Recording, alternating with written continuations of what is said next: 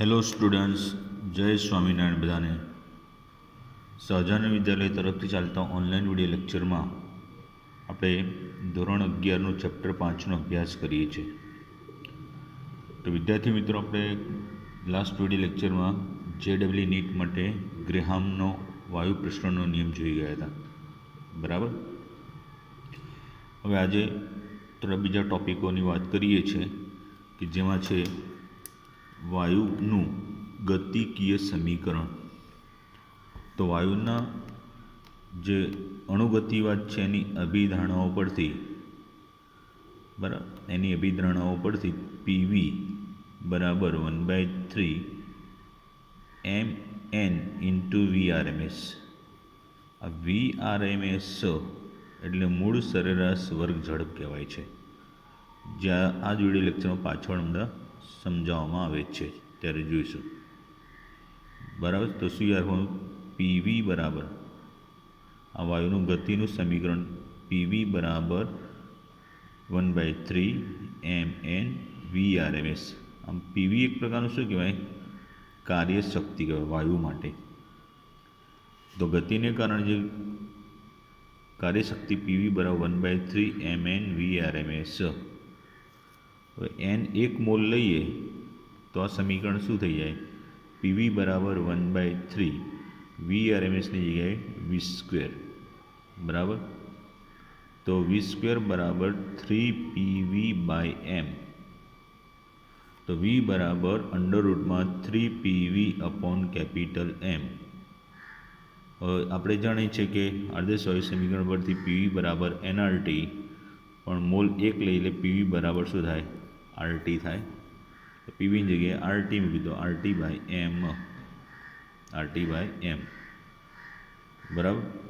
તો અહીંયા હવે આ સૂત્રમાં જો m દળ તરીકે લઈએ, બરાબર, જો દળ એ આણ્વિક દળ જેટલું થાય તો અહીંયા આણ્વિક દળ એ m દળ થઈ જાય. તો આપણે ઘનતા D બરાબર શું છે, m/v. તો V/m બરાબર શું થઈ જાય, 1/d થાય. એટલે V/mની જગ્યાએ 1/d એટલે d છેદમાં આવી ગયું, એટલે √3p/d થશે, √3p/d.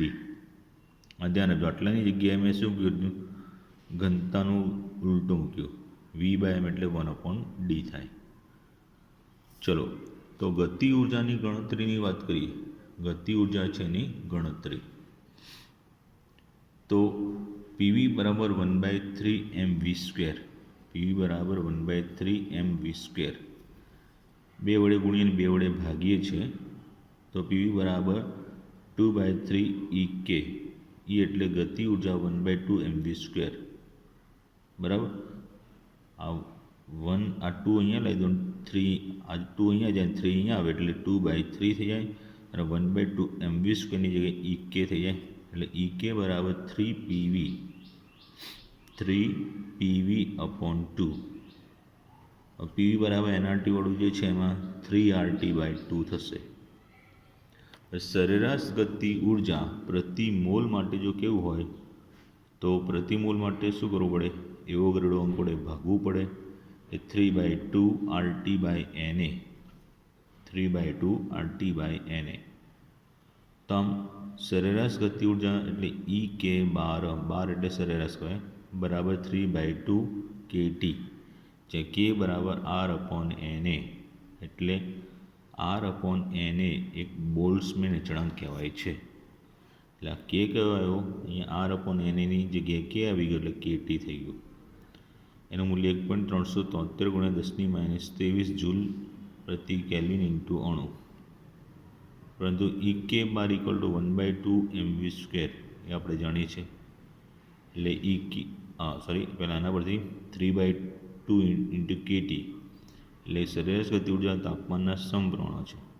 બીજું કે સરેરાશ ગતિ ઉર્જા એટલી 1/2 mv², એટલે કોના જે વેગ છે એના વર્ગના સમપ્રમાણમાં, એટલે v² ચલે છે T અથવા v ચલે છે √T કહેવાશે, બરાબર. તો આ સૂત્રો બધા ધ્યાન આપી દેવાના છે જે જરૂરી છે. જેમ કે એક આ સૂત્ર છે, પછી બીજું આ સૂત્ર છે, આ જે બધા ટીક કરું છું એ ખાસ MCQમાં આવશે. બરાબર, આપણે થિયરીમાં તરીકે બોર્ડમાં મીન્સ કે બોર્ડમાં નહીં પણ આપણે 11મી એક્ઝામમાં નહીં આવે પણ MCQ માટે કહું છું તમને. બરાબર, પછી એવું થાય કે આ બધું ક્યાંથી આવી ગયું. ઓકે, ચલો પછી હવે આગળ. તો ઝડપ છે એના 3 પ્રકાર છે: મહત્તમ સંભાવ્ય ઝડપ, સરેરાશ ઝડપ, મૂળ સરેરાશ વર્ગ ઝડપ.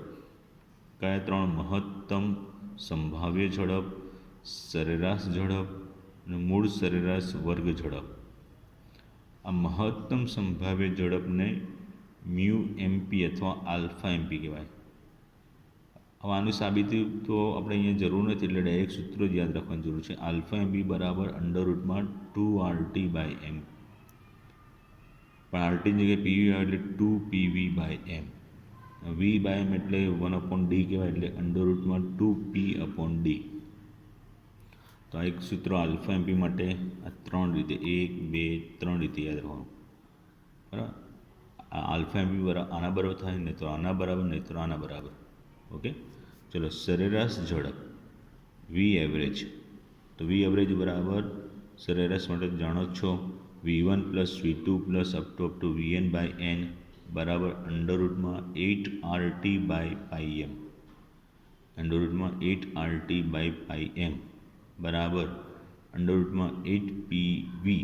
આરટીની જગ્યાએ પીવી મૂકી દે એટલે 8PV/m. હવે જે આણ્વિક દળ એટલે શું કહી શકાય? n અણુનું એટલે કે એવોગાડ્રો અંક જેટલું અણુ છે એના દળ, એટલે એને આણ્વિક દળ કહેવાય. 1 મોલ અણુના દળને શું કહેવાય? આણ્વિક દળ કહેવાય. બરાબર, એટલે કેપિટલ M આણ્વિક દળ છે, એનું બરાબર mNa. આપણે આગળ પણ કીધું કે મોલર દળ પણ કહી શકવાને. 1 મોલના દળને મોલર દળ કહેવાય, એટલે m × Na. એ કિંમત મૂકી દઈએ અહીંયા, તો √8 kT/m. આમ પહેલાં r થાય ને, અહીંયા આની જગ્યાએ જો RT/π × mની જગ્યાએ સ્મોલ m/Na. r/Na જે છે એની જગ્યાએ k આવી જાય તો આ સૂત્રમાં શું થાય? √8 kT/m, જ્યાં k બરાબર r/Na. ઓકે, ચલો ત્રીજું મૂળ સરેરાશ વર્ગ ઝડપ. મૂળ સરેરાશ વર્ગ ઝડપ તો Vrms બરાબર √V1² + V2² + Vn²/n બરાબર, એટલે એની કિંમતો મૂકી દઈએ તો √3RT/m. આરટીની જગ્યાએ RT બરાબર PV એટલે √3PV/M બરાબર V/mની જગ્યાએ D આવે એટલે √3P/d. અને હમણાંની જેમ આણ્વિક દળ m બરાબર mNa એ મૂકી દે તો Vrms = √3RTની જગ્યાએ 3KT, આમ છે સોરી 3RT/m × Na. RNaની જગ્યાએ k આવી ગઈ એટલે 3KT/m. હવે VRS માટે ખાસ કે એક સરખા વાયુ હોય એનું જુદા જુદા તાપમાને Vrms/Vrms2 બરાબર √T1/T2. કે Vrms એ શું છે? તો કે તાપમાનના વર્ગમૂળના સમપ્રમાણમાં છે અને આણ્વિક દળના વર્ગમૂળના વ્યસ્ત પ્રમાણમાં છે. શું એથી આવું લખી શકાય? બે વાયુ માટે શું લખી શકાય? Vrms1/Vrms2 = √T1/T2. પણ બે જુદા જુદા વાયુનું સરખા તાપમાને શું લખાશે? Vrms1/Vrms2 બરાબર √m2/m1.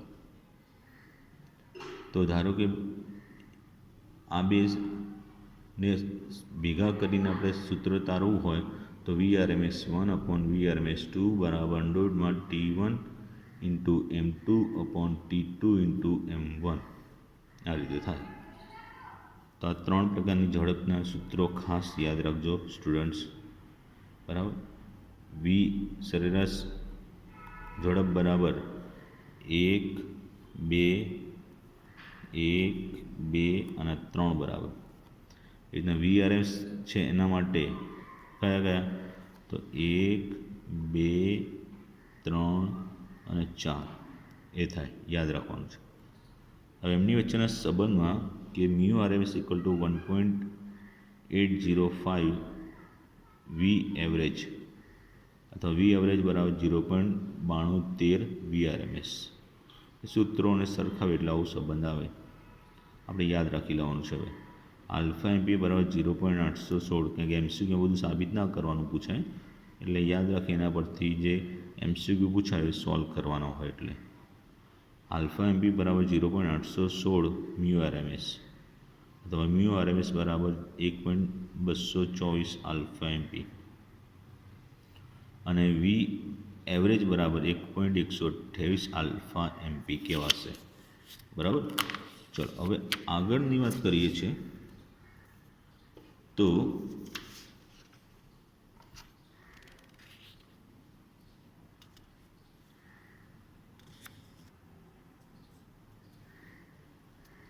ત્રણેયના સૂત્રોને ભેગા કરીને સંબંધ તારવવો હોય તો આલ્ફા એમપી જેમ વી એવરેજ જેમ વી RMS બરાબર √2RT/m જેમ √8RT/πn જેમ √3RT/m. મેં કીધું કે ત્રણેયના જે સૂત્રો છે એને યાદ રાખીને કરવાનું છે. જે હમણાં સૂત્રો બતાવ્યા હતા એ હતા, જેમ કે આલ્ફા એમપી માટે જે હતો 2RT વાળું, વી એવરેજ માટે 8RT વાળું અને VRMS માટે √3RT વાળું. 1, 2 અને 3નો ગુણોત્તર લીધો, સમજ્યા? એ અહીંયા લખ્યું છે જુઓ, √2RT/m જેમ √8RT/m ઇન્ટુ જેમ √3RT/m.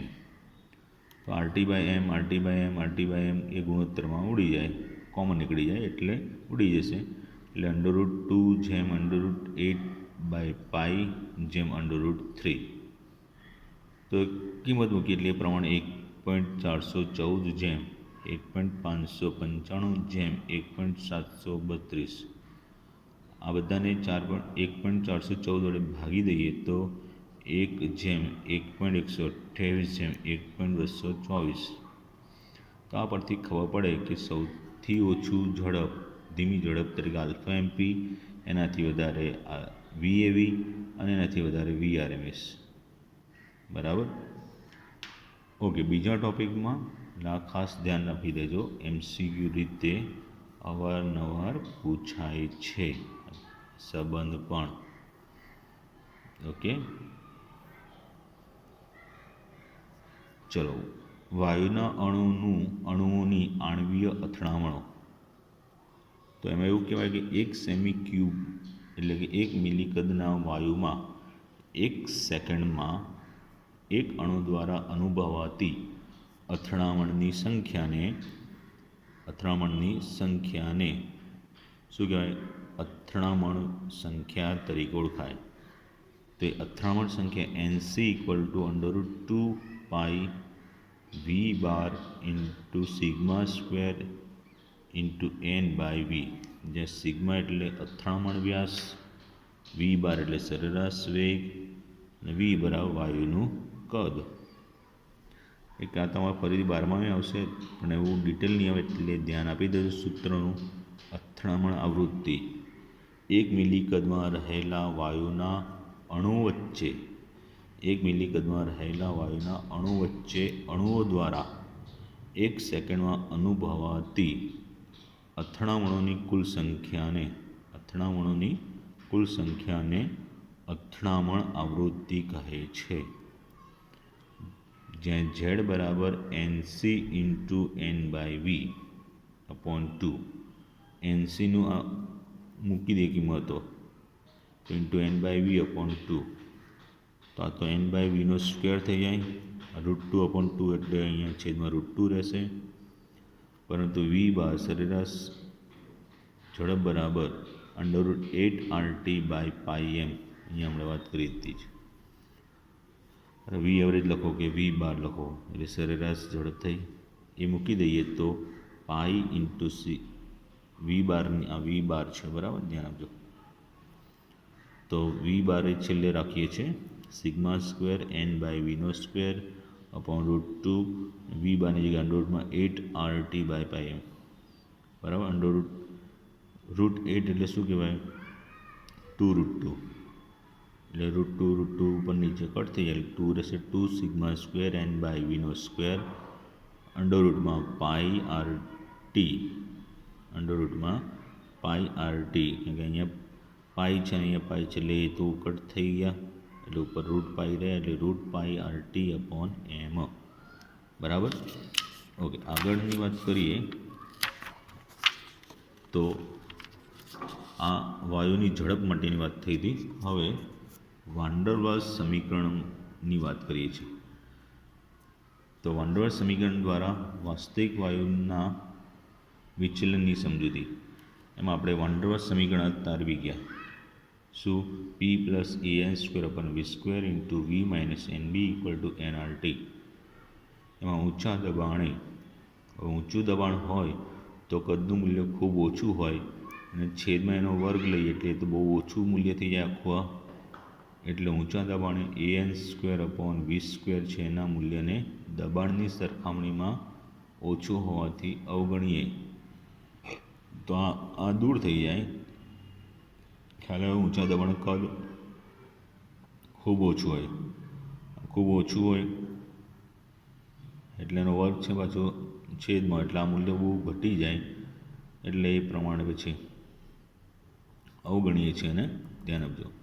એટલે ઊંચા દબાણે AN² અપન V² અવગણી દઈએ એટલે કેન્સલ થાય, એટલે P into V minus NB equal to nRT. તો P into V minus B 1 mall માટે લઈએ તો P into V minus B બરાબર RT. તો PV માઇનસ PB બરાબર RT. RT વડે બે બાજુ ભાગીએ એટલે PV upon RT minus PB upon RT બરાબર 1. તો PV અપોન RT બરાબર આ સામે જાય એટલે પ્લસ થાય એટલે 1 plus PB upon RT. P by RT ને શું કહેવાય? દબનીય અવયવ, બરાબર, કે સંકોચનશીલ અવયવ Z equal to 1 plus PB RT. તો આ ખાસ યાદ રાખજો, ઊંચા દબાણે Z આટલું થાય, પ્લસ થાય છે એટલે સમજાય કે દબાણના વધારા સાથે અથવા ઊંચા દબાણે ઝેડનું મૂલ્ય વધે ત્યારે Z ગ્રેટર દેન 1 કહેવાય, બરાબર. ચલો હવે નીચા દબાણે બીનું મૂલ્ય કદની સરખામણીમાં અવગણતા, બરાબર. બીનું મૂલ્ય છે એ કદની સરખામણીમાં અવગણી દઈએ તો P plus A by V², એક લઈએ ને એટલે P plus A by V² into V બરાબર RT. અંદર ગુણીએ એટલે PV plus A by V અંદર ગુણીએ ને એટલે PV plus A by V બરાબર RT. તો PV equal to RT minus AV, RT વડે ભાગીએ એટલે PV upon RT equal to RT by RT minus A by VRT. એટલે આ તો એક થઈ ગયું અને આના બરાબર Z થઈ ગયું, એટલે Z બરાબર 1 માઇનસ A બાય VRT. એટલે અહીંયા ઘટાડો થાય એટલે નીચા દબાણે Z લેસ ધેન 1 હોય, બરાબર. આ યાદ રાખજો, ખાસ MCQમાં પૂછાય, નીચા દબાણે આ સંબંધ આવે, Z લેસ ધેન 1 થયો, બરાબર. આગળની વાત કરીએ તો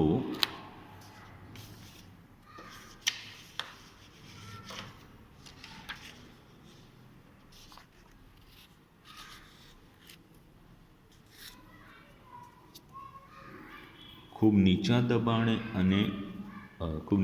અથવા તો કે ખૂબ ઊંચા તાપમાને A બાય V² તેમજ Nને અવગણી શકાય. સો PV ઇક્વલ ટુ RT થાય વાન ડર વાલ્સ સમીકરણની અંદર. A બાય V² છે તેમજ Aને અવગણી દઈએ વાન ડર વાલ્સ સમીકરણમાં તો સીધું સમીકરણ PV બરાબર RT થઈ જાય. RT વડે ભાગીએ એટલે PV અપોન RT બરાબર 1, એટલે ત્યારે Z બરાબર 1 થાય. કઈ સિચ્યુએશને? ખૂબ નીચા દબાણે અને ખૂબ ઊંચા તાપમાને, બરાબર. એટલે ત્રણેય કન્ડિશનો યાદ રાખી લેવાની છે. ચલો, વાન ડર વાલ્સ અચળાંકો. તો એ વાયુના અણુ વચ્ચે બે અચળાંકો છે A અને B સમીકરણમાં આવે ને, તો A અને B વાન ડર વાલ્સ અચળાંકો છે વાયુના અણુ વચ્ચે આંતરાણુય આકર્ષણનું માપ કહેવાય છે. વાન ડેર વાલ્સ અચળાંક એને. એમાં P બરાબર a n² / v², અસરકારક દબાણ જે હોય ને, P બરાબર a n² / v², so A બરાબર pv²/n², તો એનો એકમ થાય વાતાવરણ ઇન્ટુ લિટર²/મોલ², જેમાં એનું મૂલ્ય વધે તેમ વાયુઓ છે એમનું આંતરાકર્ષણ વધે, અને જેમ આંતરાકર્ષણ વધુ હોય તેમ એ વાયુનું પ્રવાહીકરણ એટલે પ્રવાહીમાં એટલો ઝડપી રૂપાંતર થશે. આ ધ્યાન આપજો આ ખાસ. બી, એને વાયુના અણુનું અસરકારક કદ કહેવાય. બરાબર, બી છે એને વાયુના અણુનું અસરકારક કદ કહેવાય છે. તો વી બરાબર એન બી, તો બી બરાબર V/n એટલે લિટર પ્રતિ મોલ. જુદા જુદા વાયુઓ માટેનું એ અને બીના મૂલ્યો આપ્યા છે. એનું મૂલ્ય વાયુના પ્રવાહીકરણનું માપ પણ કહેવાય, કે જેટલું આંતરાકર્ષણ હોય એટલું એમની વચ્ચે પ્રવાહીકરણની શક્યતા વધશે. બરાબર, એટલે એને બીજું શું કહેવાય? વાયુના પ્રવાહીકરણનું માપ પણ કહેવાય. તો વાયુના પ્રવાહીકરણનો ક્રમ પાણીનો એ ઊંચો છે એટલે એનું જલ્દી પ્રવાહીકરણ થશે, એનાથી ઓછું NH3નું, એનાથી ધીમે CO2નું, એનાથી ધીમે CH4નું, એનાથી ધીમે N2નું, એનાથી ધીમે H2નું. બે જુદા જુદા વાયુ હોય તેમાં જેમાં એનું મૂલ્ય વધુ હોય એનું જલ્દી પ્રવાહીકરણ થાય. આ ધ્યાન આપજો. જેનું એનું મૂલ્ય વધુ હોય એ જલ્દી પ્રવાહીકરણ પામે. બરાબર. ચલો પછી હવે વાયુનું પ્રવાહીકરણ એ ટૉપિક આપણે બહુ લાંબો છે એટલે આપણે બોર્ડની થિયરી નથી જરૂરી, પણ એમાં જે MCQ માટેના પ્રશ્નોની વાત કરું તો ક્રાંતિક તાપમાન, કોઈપણ વાયુનું પ્રવાહીકરણ એના ક્રાંતિક તાપમાન, ક્રાંતિક દબાણ અને ક્રાંતિક કદના સમન્વયથી થાય છે. બરાબર. એમાં ક્રાંતિક તાપમાન શું? તો જે તાપમાનથી નીચા તાપમાને કોઈપણ વાયુનું પ્રવાહીમાં રૂપાંતર કરી શકાય એને ક્રાંતિક તાપમાન કહેવાય. બરાબર. સો એનું સૂત્ર TC = 8A/27BR. હવે બે જુદા જુદા વાયુ હોય એમાં જે વાયુનું ક્રાંતિક તાપમાન વધુ હોય તેનું ઝડપી કે જલ્દી પ્રવાહીકરણ થશે. ઝડપી કે જલ્દી પ્રવાહીકરણ થશે. ઓકે. ચલો, ક્રાંતિક દબાણ PC. તો ક્રાંતિક દબાણ એટલે જે દબાણે શું કહી શકાય? જે દબાણે વાયુનું પ્રવાહીકરણ કરી શકાય છે તેને ક્રાંતિક દબાણ કહે છે.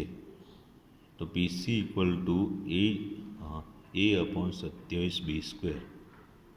A/27B². ક્રાંતિક કદ. તો ક્રાંતિક તાપમાન અને ક્રાંતિક દબાણે 1 મોલ વાયુના કદને ક્રાંતિક કદ કહે છે. ક્રાંતિક તાપમાન અને ક્રાંતિક દબાણે 1 મોલ વાયુના કદને ક્રાંતિક કદ Vc કહે છે. તો ક્રાંતિક કદ Vc બરાબર 3B. તો આ ક્રાંતિક તાપમાન, ક્રાંતિક દબાણ, ક્રાંતિક કદના સૂત્રો થયા. યાદ રાખી લેવાનું છે. બરાબર. તો આ વિડીયો લેક્ચરો જોઈને જેને પણ JEE નીટની ધગશ છે તો એના આ સૂત્રો ખાસ કરી લેવાના છે, અને આમાંથી ચોક્કસપણે MCQ હોય જ છે. એટલે સૂત્રોને યાદ રાખી અને એના પરથી MCQ સોલ્વ કરશો તો આવડી જશે. એટલે હવે પછીના જે વિડીયો લેક્ચર છે એમાં આ સૂત્રોને આધારિત જે MCQ સોલ્વ કરું છું અથવા સોલ્વ કરાવીશ એ તમારે જોવાના રહેશે. બરાબર. અને પછી બીજા એક્સ્ટ્રા MCQ મૂકું એ તમારે સોલ્વ કરવાના થશે. ઓકે. કારણ કે શનિવારે આ ચેપ્ટરની એક્ઝામ આવશે, આખું ચેપ્ટર 5, અને રવિવારે આ ચેપ્ટરની JEE નીટની એક્ઝામ લઈશું. ખબર પડી? એટલે બધા વિદ્યાર્થીઓ ખાસ આખું ચેપ્ટર વ્યવસ્થિત કરી લેવું, એટલે શનિવારે એની એક્ઝામ થઈ જાય અને રવિવારે એની JEE નીટની એક્ઝામ થઈ જાય. બરાબર. ચલો, જય સ્વામિનારાયણ.